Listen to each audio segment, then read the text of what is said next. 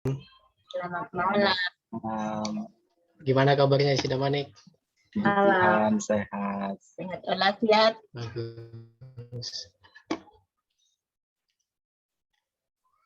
Bagaimana kabarnya di perantauan? Sehat. Alhamdulillah. Aman sehat.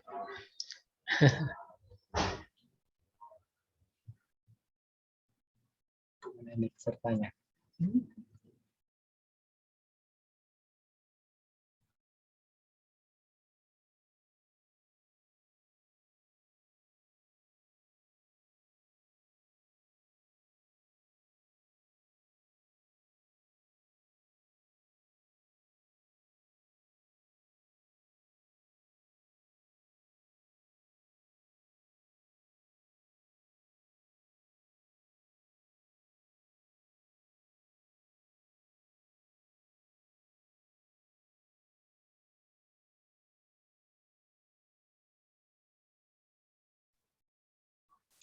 Udah masuk jam ya? Mang.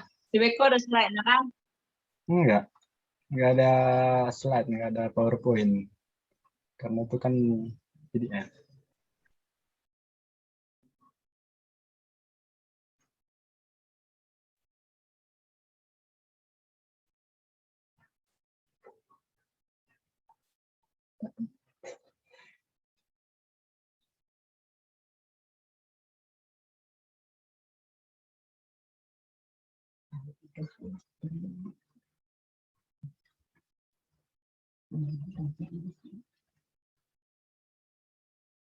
Jadi ya. Unmute.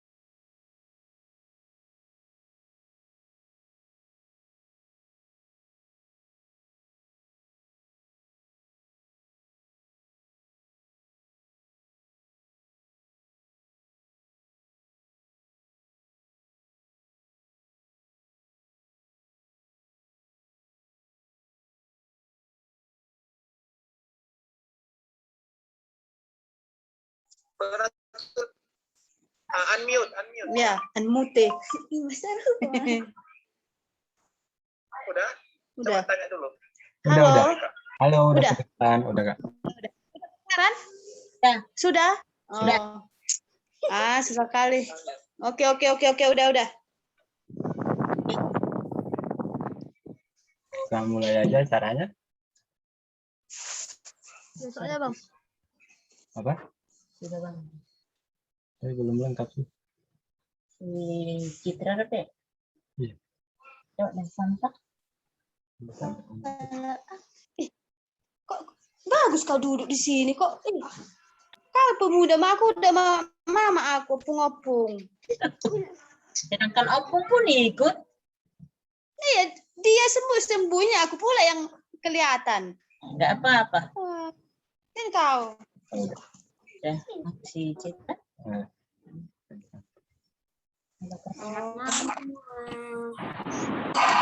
Aldik, maaf.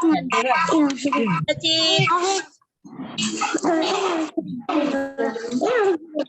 Game ke video. Gambar di sini. Mau tadi itu.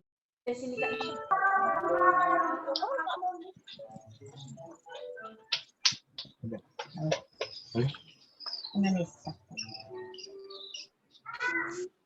Mulai, Ini di sana. mulai. Ini kita.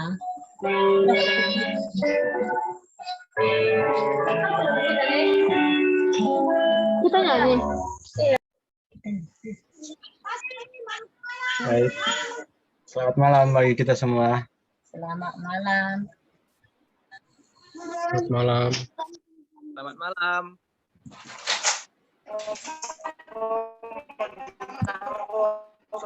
Kita puji Tuhan karena pada malam ini kita masih diberi kesempatan untuk bertemu walaupun secara virtual untuk melaksanakan kebaktian kita, kebaktian Pekan Doa Pemuda, khususnya pemuda Gereja Masih Advent hari ke-7 si Pintu Angin. Sebelum memulaikan ibadah kita terlebih dahulu mengundang Roh Kudus hadir dalam hati kita masing-masing melalui berdoa dalam hati kita.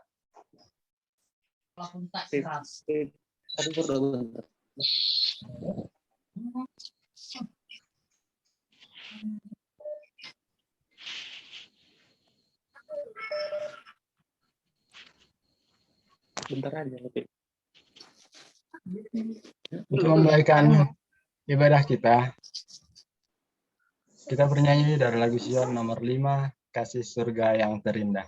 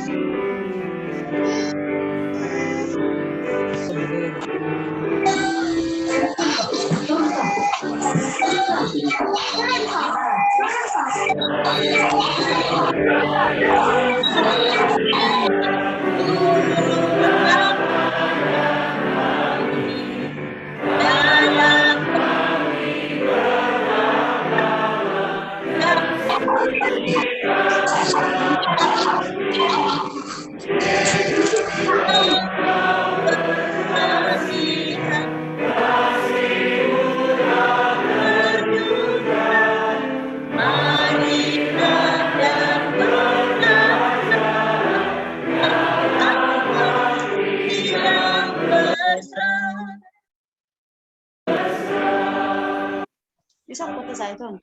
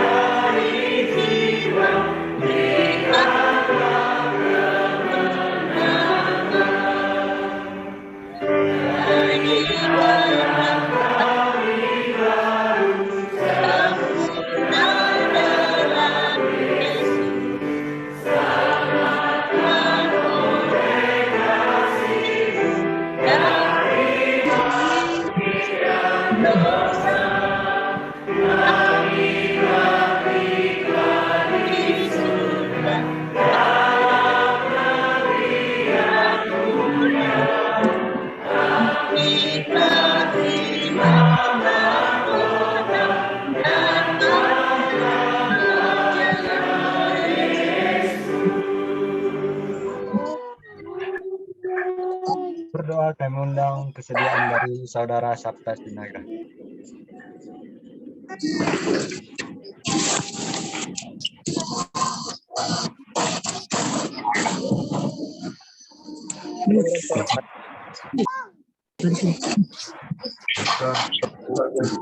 Dengar suara aku, Tok? Kedengaran? Kita bersama dalam doa. Bapa di surga, Bapa kami kasih, terpuji termuliakan nama-Mu Tuhan. Terima kasih untuk kasih Tuhan. Sampai melalui ini kami boleh berkumpul. Walaupun kami boleh berkumpul melalui via Zoom, tetapi kami mohon tetap berada Tuhan dalam meski dan pikiran kami. Sehingga Tuhan perbaktian kami ini boleh di hadapan Tuhan. Sehingga Tuhan kami terlebih Tuhan mudah. Bagaimana kita dapat Tuhan. Ya Tuhan.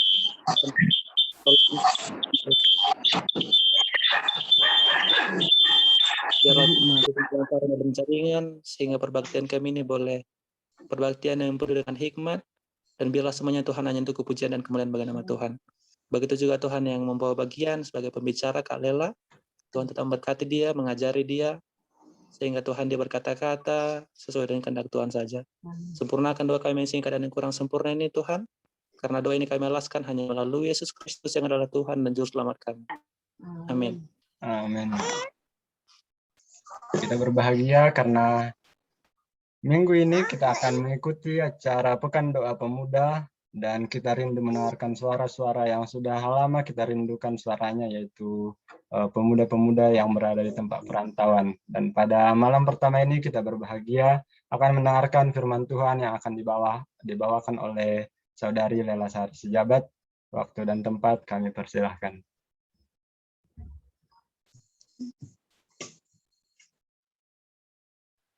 Baik, selamat malam bagi kita semua. Selama saya berbicara, mohon yang lain di-unmute ya. Di-mute dulu. Baik, untuk hari pertama Minggu Sembahyang Pemuda ini judulnya adalah Saya akan pergi dan berjanji untuk memelihara hukum-hukumnya. Ayat hafalan kita pada malam hari ini terdapat di dalam Kejadian 39 ayat 9b. Bagaimanakah mungkin aku melakukan kejahatan yang besar ini dan berbuat dosa terhadap Allah? Kemerosotan moral dalam pola kehidupan manusia dari masa ke masa merupakan hal yang perlu diperhatikan secara serius dan mendalam sebagai faktor yang mempengaruhi kehidupan manusia. Kecenderungan manusia yang berpusat pada kebutuhan dan kesenangan pribadi mengakibatkan terjadinya berbagai masalah baik dalam interaksi dengan sesama maupun dengan dirinya sendiri. Karena itu, tidaklah mengherankan bila keberadaan ini mempengaruhi kehidupan manusia saat ini.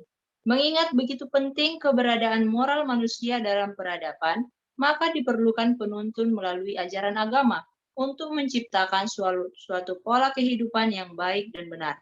Untuk itulah diperlukan suatu petunjuk yang didasarkan pada pemahaman 10 perintah Tuhan yang merupakan pedoman dan acuan dalam menjalankan kehidupan.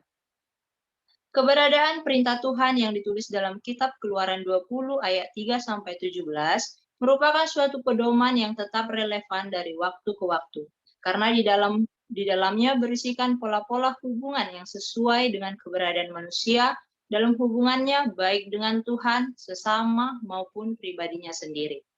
Mari kita melihat contoh di Alkitab, seorang yang menghidupkan hukum ketika berada di negeri orang lain. Dia adalah Yusuf. Mari kita lihat latar belakang keluarga Yusuf. Yusuf dibesarkan dalam keluarga yang memiliki banyak masalah atau penuh kekacauan. Ayahnya memiliki 4 orang istri, yaitu Lea, Rahel, Bilha, dan Zilpa, dan memiliki 12 anak dan 1 putri. Sebuah model keluarga yang jauh dari ideal, di mana terdiri dari 1 suami dan seorang istri dan beberapa orang anak. Keadaan rumah tangga Yakub selalu dibumbui hal-hal yang buruk, yaitu kebencian, iri hati, sikap pilih kasih, dan kesombongan. Dan semuanya ini membawa kepada kehancuran. Kemandirian Yusuf bersama dengan Tuhannya menuntun dia di setiap langkahnya hingga dia diangkat memiliki kedudukan dalam kerajaan Raja Firaun, bahkan Yusuf dapat menyelamatkan keluarganya. Di dalam buku Ellen G. White, The Spirit of the Prophecy, Yusuf menyadari kemarahan saudara-saudaranya. Mereka menuduhnya munafik pada saat mereka menyampaikan kecemburuan mereka. Setan mengendalikan pikiran mereka, dan mereka kehilangan perasaan belas kasihan, tidak lagi mengasihi saudara mereka. Lalu mereka menanggalkan jubah warna-warni yang dikenakannya, pemberian yang merupakan tanda kasih ayahnya dan yang membangkitkan perasaan cemburu mereka. Dari keluarga Yusuf kita bisa lihat orang-orang muda harus belajar. Keluarga yang ideal adalah 1 istri, 1 suami, dan beberapa anak. Supaya keluarga itu seimbang. Karena 1 istri, 1 suami itu bisa menjadi rumah tangga yang diinginkan Tuhan. Karena dari awal dunia ini dijadikan, Tuhan menciptakan Adam dan Hawa. 1 istri, 1 suami, dan anak-anaknya. Bukan 1 suami memiliki beberapa istri. Itu dah hal yang sudah lari dari ajaran Alkitab. Jadi orang-orang muda untuk kedepannya kita harus memikirkan, itu adalah pola kehidupan keluarga yang harus dibangun terlebih dahulu. Karena dilihat dari keluarga Yakub ini, banyak hal-hal yang muncul, iri hati. Contohnya orang tua pilih kasih, yang satu dibela, yang satu dimarahin. Kadang ada rasa iri hati. Contohnya yang dulu kalau aku sama si Tommy itu, kadang kalau aku dimarahi, aku pasti cemburu sama dia. Kok dia nggak dimarahi, dia yang salah gitu. Jadi itu keadaan keluarga bisa mempengaruhi pikiran kita, anak-anak. Jadi dimanapun kita, Yusuf itu sampai dia ke Mesir pun, dia itu mempunyai kemandirian terhadap dengan Tuhan, di mana itu bisa mendidik dia supaya dia bisa merantau. Itu untuk pelajaran untuk orang muda, bagaimana kita merantau itu harus dibentuk dulu dari rumah tangga supaya kita bisa kuat dan bisa berdiri teguh bersama Tuhan di tempat kita merantau. Dikatakan di sini, di saat kita iri sama orang itu, setan yang bekerja di dalam pikiran kita. Jadi dikatakan hal-hal itu yang perlu kita hindari. Itu sebenarnya itu hal-hal yang harus dipelajari dari diri sendiri. Kalau saya kayak di kantor gitu, ada hal-hal yang menurut saya itu ini sebenarnya nggak perlu dipikirkan, nggak usah dipermasalahkan gitu. Contoh, itu hidup orang lain, kenapa saya harus ngurusin? Itu juga perlu dipelajari di kehidupan kita orang-orang muda. Itu ada hal-hal yang sebenarnya itu bukan kita harus, contohnya nih, oh gaji dia segini, gaji saya segini. Itu bukan hal-hal yang harusnya kita iri, karena kita mempunyai berkat sendiri. Tuhan itu memberikan masing-masing orang berkat tersendiri. Jadi kita itu perlu memikirkan, oh itu berkat buat dia, berkat buat dia itu beda, gitu. Jadi kita nggak perlu membanding-bandingkan. Itu hal yang pertama, Tuhan bilang kita itu nggak boleh membanding-bandingkan. Tuhan mengasihi semua manusia itu sama. Karena saat kita iri, kita membandingkan kita dengan orang lain, setan yang bekerja. Berarti kita tidak bersyukur atas apa yang Tuhan telah berikan kepada kita. Baik, kita lanjut.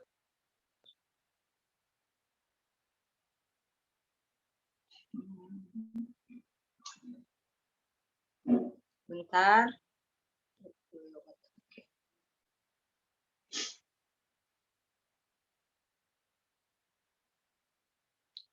Roh nubuat menggambarkan tabiat Yusuf yang sangat berbeda dengan tabiat saudara-saudaranya. Ia memperhatikan petunjuk-petunjuk bapaknya dan senang untuk menurut Allah. Sifat-sifat yang kemudian hari membedakan dia di Mesir, kelemah lembutan, ketulusan, kejujuran, sudah terlihat jelas dalam hidupnya setiap hari. Oleh karena ibunya sudah mati, kasihnya berpegang lebih erat pada ayahnya, dan hati Yakub terikat pada anak ini yang dilahirkan pada masa tuanya. Ia lebih mengasihi Yusuf dari semua anaknya yang lain. Di sini kita bisa lihat bagaimana Yakub lebih menyayangi Yusuf karena dia memang anak yang dilahirkan di masa tuanya.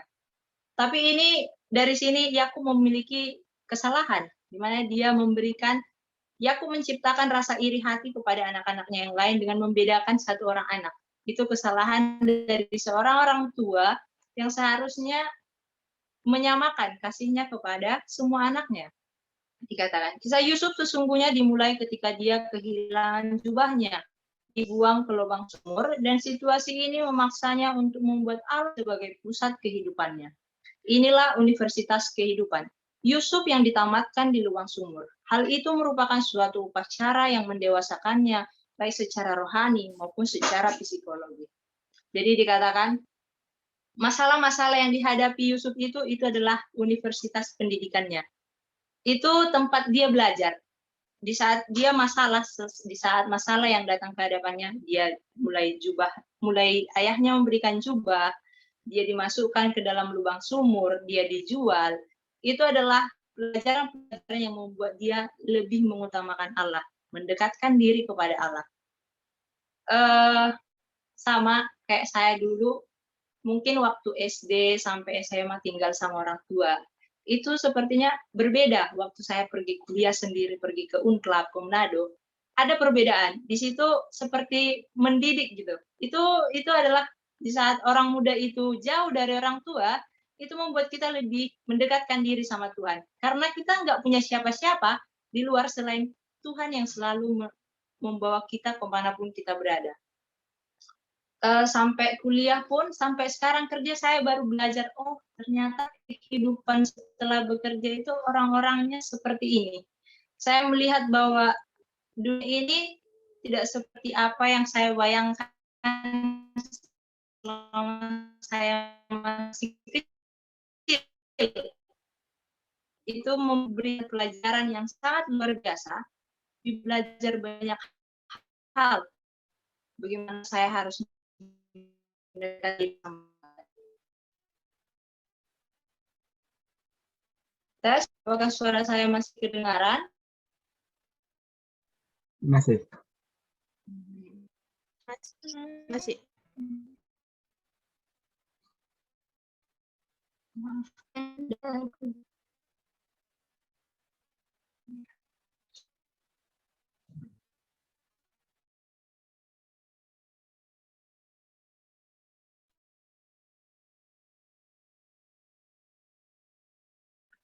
Maaf, ada koneksi internet sedikit bermasalah. Apakah sudah kedengaran suara saya? Jelas. Oke. Baik, kita lanjutkan. Apakah efek jangka panjang dari perbuatan saudara-saudara Yusuf itu? Adapun Yusuf telah dibawa ke Mesir, dan Potifar, seorang Mesir, pegawai istana Firaun, kepala membeli dia dari tangan orang Ismail yang telah membawa dia ke situ. Tetap selalu berhasil dalam pekerjaannya. Maka tinggallah ia di rumah tuannya, orang Mesir itu. Setelah dilihat oleh tuannya bahwa Yusuf disertai Tuhan dan bahwa Tuhan membuat berhasil segala sesuatu yang dikerjakannya, maka Yusuf mendapat kasih tuannya dan ia boleh melayani dia. Kepada Yusuf diberikannya kuasa atas rumahnya dan segala miliknya diserahkannya pada kekuasaan Yusuf. Kejadian 39 ayat 1 sampai 4. Apakah saudara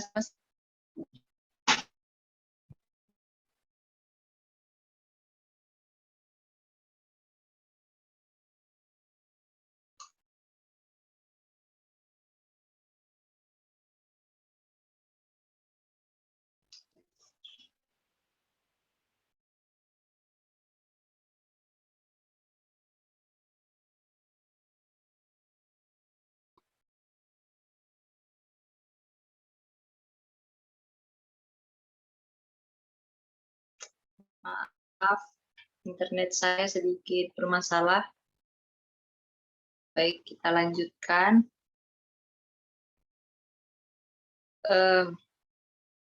Setelah dilihat oleh tuannya bahwa Yusuf disertai Tuhan dan bahwa Tuhan membuat berhasil segala sesuatu yang dikerjakannya, maka Yusuf mendapat kasih tuannya dan ia boleh melayani dia. Kepada Yusuf diberikannya kuasa atas rumahnya dan segala miliknya diserahkan pada kekuasaan Yusuf. Kejadian 39 ayat 1 sampai 4. Kalimat, tetapi Tuhan menyertai Yusuf sehingga ia menjadi seorang yang selalu berhasil dalam pekerjaannya. Yusuf disertai Tuhan dan bahwa Tuhan membuat berhasil segala sesuatu yang dikerjakannya, membuktikan langsung kepada kita kalau setia sama penurutan firman Tuhan yang ada, yaitu berkat-berkat keberhasilan di dalam pekerjaan kita sehari-hari. Disertai oleh pimpinan Tuhan Yesus Kristus di dalam pekerjaan kita sehari-hari, apapun profesi pekerjaan kita, maka Tuhan akan membuat kita selalu berhasil, dan berhasil. Siapa tak senang kalau pekerjaan kita dari hari ke hari selalu berhasil dan diberkati oleh Tuhan, seperti pengalaman langsung Yusuf yang bekerja di rumah Potifar? Namun, jangan lupa setelah berhasil dalam pekerjaan, bahkan memperoleh berkat kekayaan yang berlimpah-limpah, kewajiban kita tak boleh dilupakan, yaitu perpuluhan. Maleakhi 3 ayat 6 sampai 12 mengenai pembayaran persembahan dan persepuluhan menyenangkan hati Allah. Terpenting lagi, dalam keberhasilan pekerjaan, ada satu tugas misi khususnya di lingkungan pekerjaan kita yang diperintahkan Tuhan Yesus Kristus, yaitu beritakanlah Injil ke seluruh dunia. Matius 28 ayat 16-20 tentang perintah untuk memberitakan Injil. Yusuf di usia teramat muda, gagah, ganteng, manis sikapnya, dan elok parasnya, ternyata telah membuat jatuh cinta dan nafsu birahi istri dari Potifar. Selang beberapa waktu, istri tuannya memandang Yusuf dengan birahi, lalu katanya, "Marilah tidur dengan aku." Walaupun dari hari ke hari perempuan itu membujuk Yusuf, Yusuf tidak mendengarkan bujukannya itu untuk tidur di sisinya dan bersetubuh dengan dia. Lalu perempuan itu memegang baju Yusuf sambil berkata, "Marilah tidur dengan aku." Tetapi Yusuf meninggalkan bajunya di tangan perempuan itu dan lari keluar. Kejadian 39 ayat 7 dan 8 dan 10 dan 12. Mengapa Yusuf sampai menolak ajakan perzinahan dan perselingkuhan dari istri Potifar ini? Bagaimanakah mungkin aku melakukan kejahatan yang besar ini dan berbuat dosa terhadap Allah? Ini adalah ayat inti kita ya tadi. Kejadian 39 ayat 9b. Soal perzinahan dan perselingkuhan ini telah diajarkan Yusuf kepada kita bahwa perzinahan atau perselingkuhan, siapapun itu yang melakukannya adalah perbuatan paling jahat dan keji di mata Tuhan. Bahkan akan melahirkan dosa perzinahan seperti yang pernah dilakukan Raja Daud dan Batseba. Tuhan memang akan mengampuni dosa-dosa perzinahan, tetapi Tuhan tidak akan menanggung akibat-akibat dari dosa perzinahan. Dalam buku Roh Nubuat, Alfa dan Omega, jilid 1, bab 20, sejarah para nabi yang berjudul Yusuf di Mesir, antara lain menulis dan berpesan. Pertama, namun demikian, Yusuf mempertahankan kesederhanaannya dan kesetiaannya kepada Allah. Kejahatan yang ada di sekelilingnya, tetapi ia membawa dirinya seolah-olah buta dan tuli terhadap hal itu. Ia tidak membiarkan pikirannya diisi oleh perkara-perkara yang terlarang. Yang kedua, tetapi iman serta kejujuran Yusuf harus diuji oleh godaan-godaan yang hebat. Istri majikannya berusaha membujuk anak muda ini untuk melanggar hukum Allah. Hingga saat itu, ia tetap tidak ternoda oleh kejahatan Raja Lela di negeri kafir itu. Godaan ini begitu mendadak, begitu hebat, begitu licik. Bagaimanapun godaan seperti ini harus dihadapi, Yusuf mengetahui dengan baik apa akibatnya jika ia berani menolak seluruh masa depan hidupnya bergantung atas keputusan detik.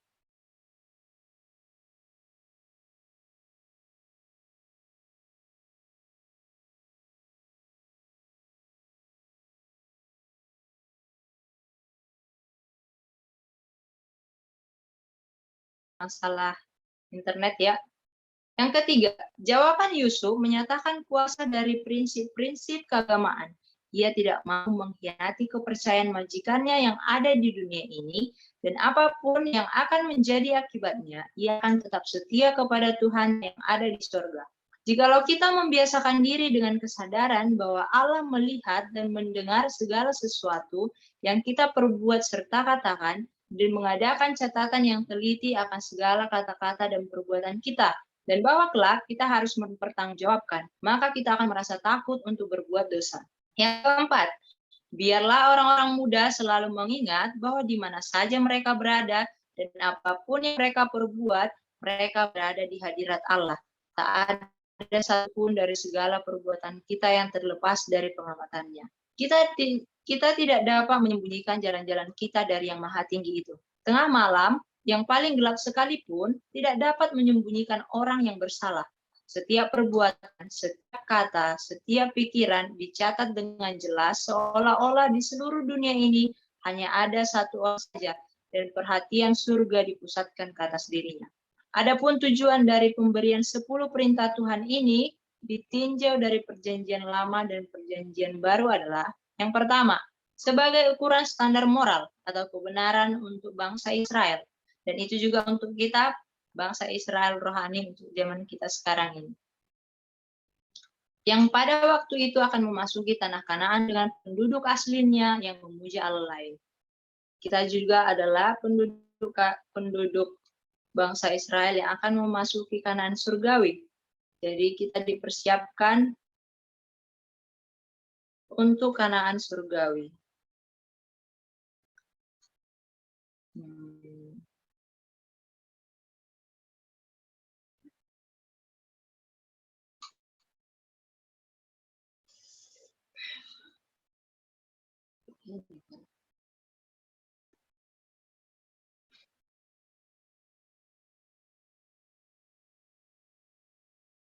Oke. Yang kedua, sebagai perjanjian antara Allah dengan bangsa Israel dan menjadikan Israel sebagai umatnya. Yang ketiga, sebagai standar pengendali kejahatan dalam kehidupan manusia yang semakin merajalela setelah jatuh ke dalam dosa. Yang keempat, sebagai cermin untuk mengungkapkan dosa yang telah dilakukan manusia kepada Allah. Untuk itu, sebagai orang muda, mari kita selalu mengingat dan melakukan perintah Tuhan sebagai budaya hidup yang benar, sebagai hukum itu merupakan tabiat Tuhan.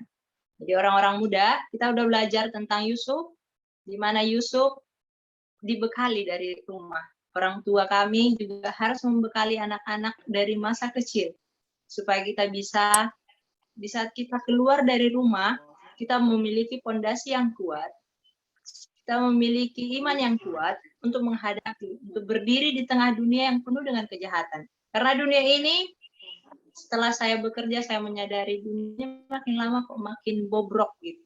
Makin gak ada ketenangan, gak ada kenyamanan. Satu kali sempat saya memang udah merasa ini dunia makin lama kok nggak pengen tinggal di sini. Selalu dalam hati, this is not my home. Ini bukan rumah kita. Dunia ini bukan tempat tinggal kita.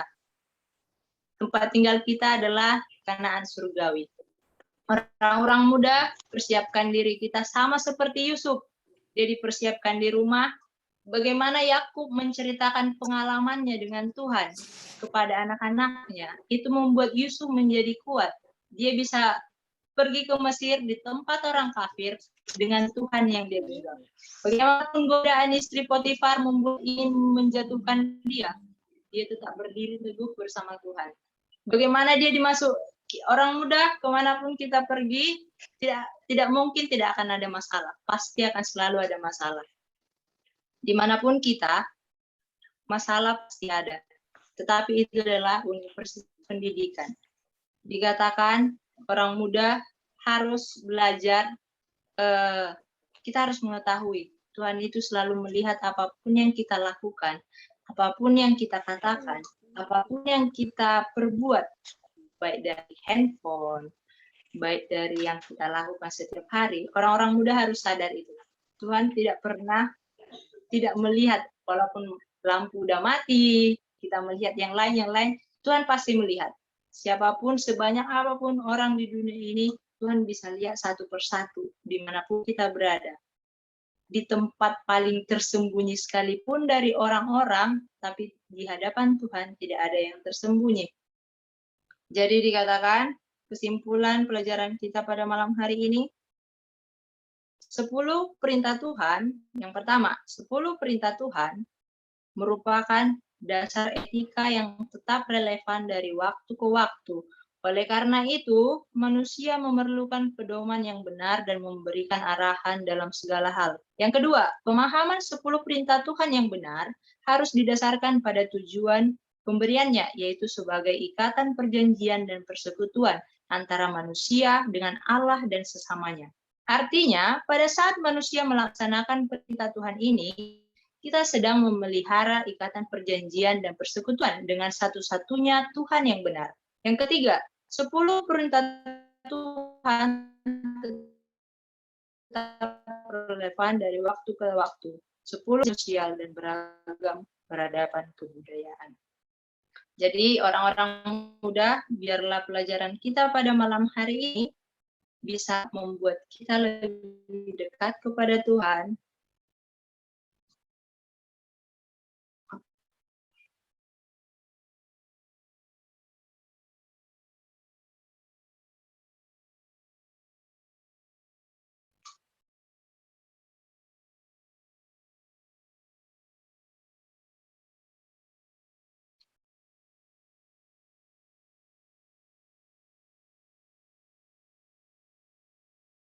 Baik, saya sudah membacakan kesimpulan pelajaran kita malam hari ini.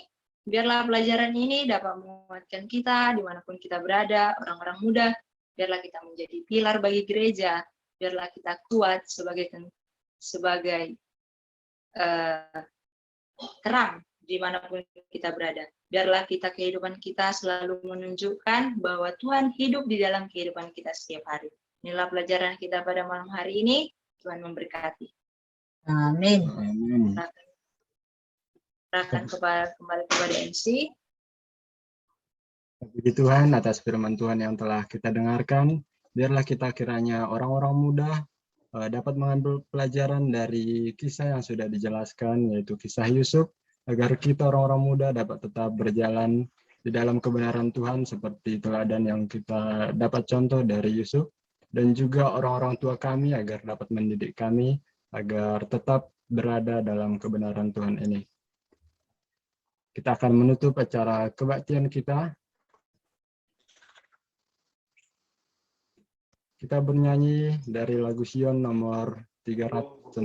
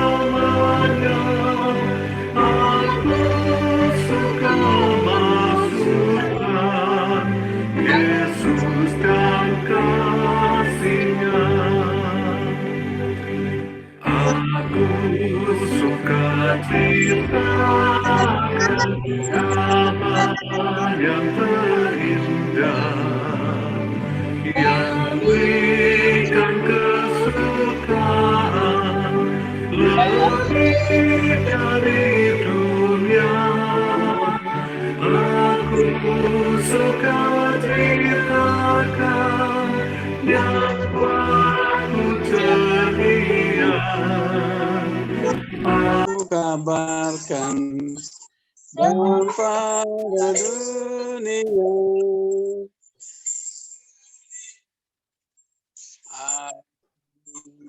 suka ceritakan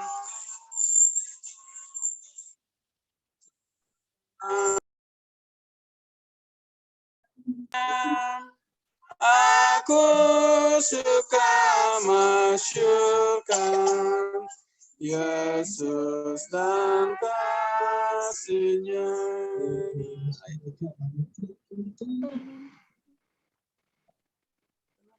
Santai.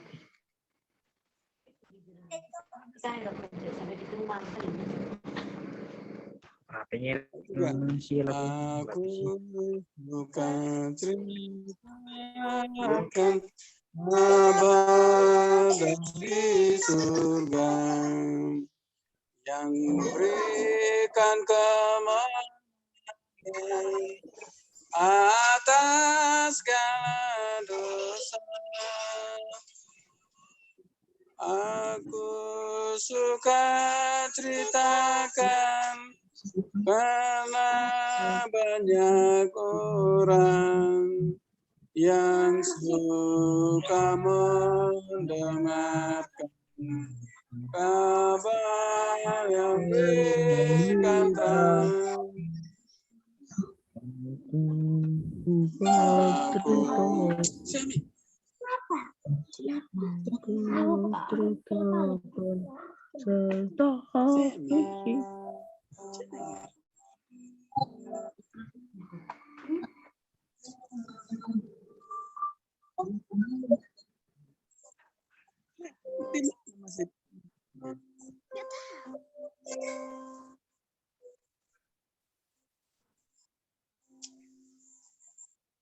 Soalnya nggak ada apa-apa.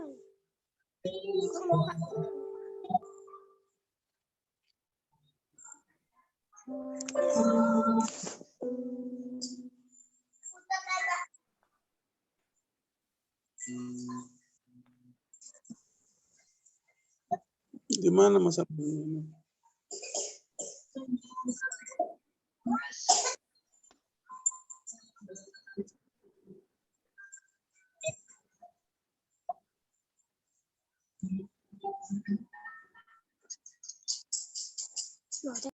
Untuk berdoa kami undang Saudari Lela Sijabat.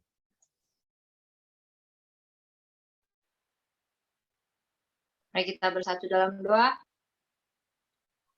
Bapa yang bertahta di dalam kerajaan sorga, terpujilah Engkau Bapa, terpujilah Engkau dari sekarang sampai selama-lamanya.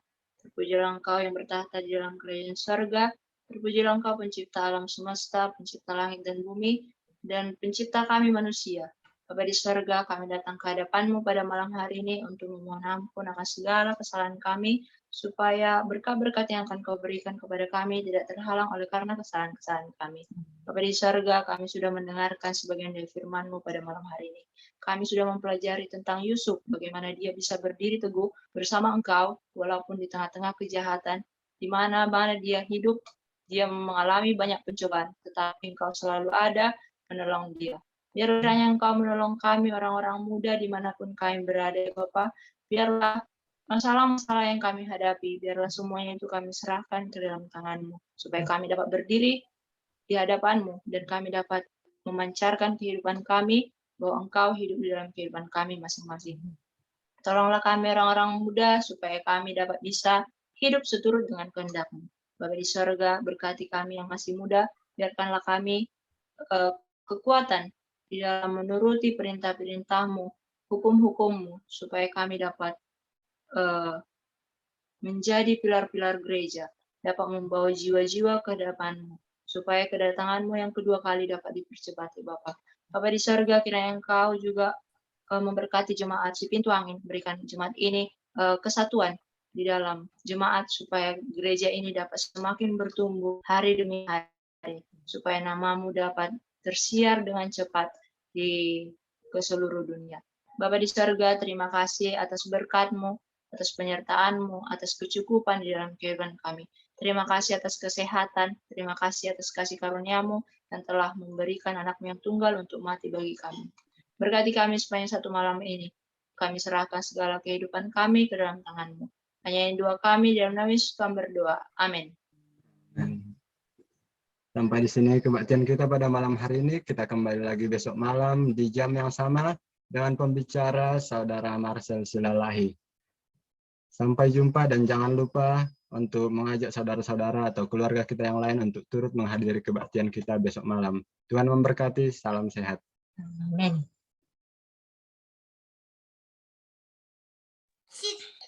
Selamat malam semua. Terima kasih. Selamat Malam. malam. Thank you, Lela. Ya, Bu Pen. Lela. Ya, Bu Pen. Ya enggak. Ini di mana kacunya? Kacu.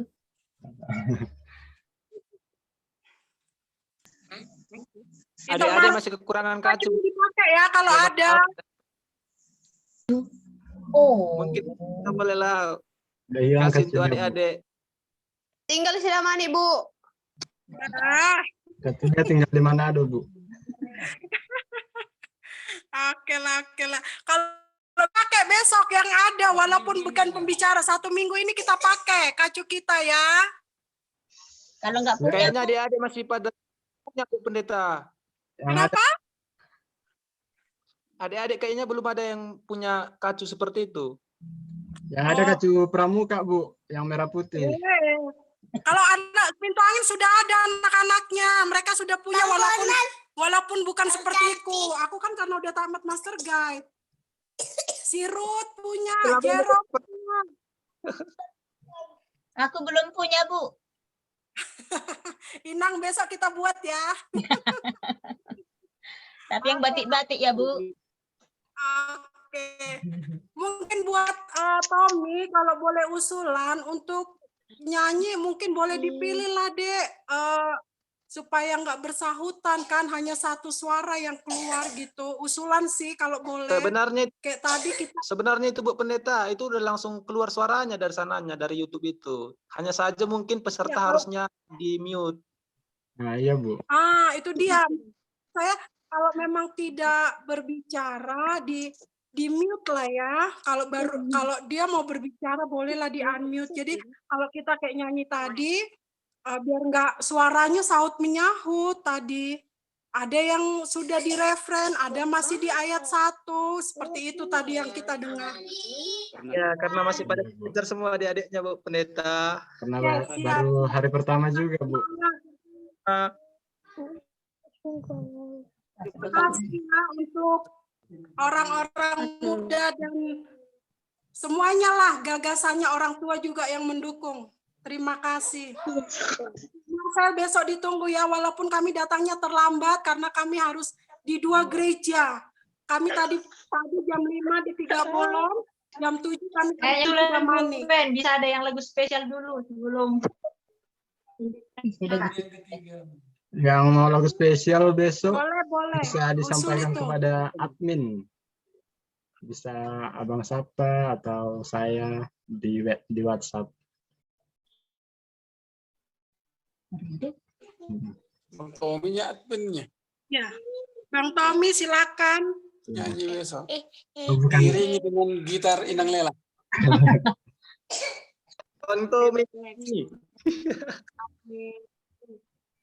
Tom, gaskan Tom. Spesial besok. Gas. Diiringi Inang Lela. Iya, Inang Lela yang main gitar, Tommy yang nyanyi. Gitarnya nggak ada. Kalau aku yang nyanyi nanti dengan tari-tarian Bu. Inang di pastori ada. Kami berangkat ke 3 Bolong, kami kasih besok. Enggak punya aku. Ella yang nyanyi sama main gitar. Anti Dwi mana ini gambarnya, kok nggak ada Anti Dwi? Lagi sibuk, Bu. Tak ya. Mandi Bu. Oke lah, mungkin itulah masukan dari kita. Kalau ada yang lainnya, koreksi yang lain mungkin dari Pak Ketua atau dari orang tua yang lain, monggo silakan. Dari orang tua. Sehatnya Citra. Halo. Citra dan Santa. Santa sehat kan? Sehat. Itu kan sudah mulailah baik kan. Nah, amin. Jaga-jaga kesehatan lanang ya. Iya, Bapak Puding. Suruh kirim jahe merah dari Nagori. Puding. Iya. Belum bisa. Tapi belum mengajar Kak, karena Ngajar dari rumah lah. kalau udah sehat udah senang kita. Iya, pas lah itu. Tapi masih tetap keringat dingin. Iya, nanti makin apa itu? Makin hilang. Berdoa ya Nang. Ya San, berdoa ya Nang. Oke, terima kasih. Ini. Mana si Esmi? Esmi mana? Jangan hantam sama Anda. Itu Anda Es. Hai. Itu Anda. Tak tengok Anda. Ya. Halo Pun. Anda. Anda.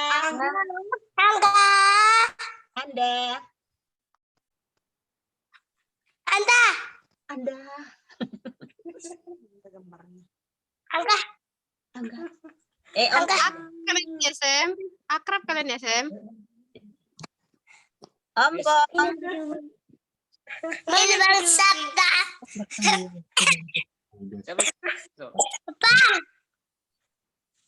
Ompong. Anti duit mana? Anti Dwi lagi sibuk katanya. Tapi ya suara. Oke lah.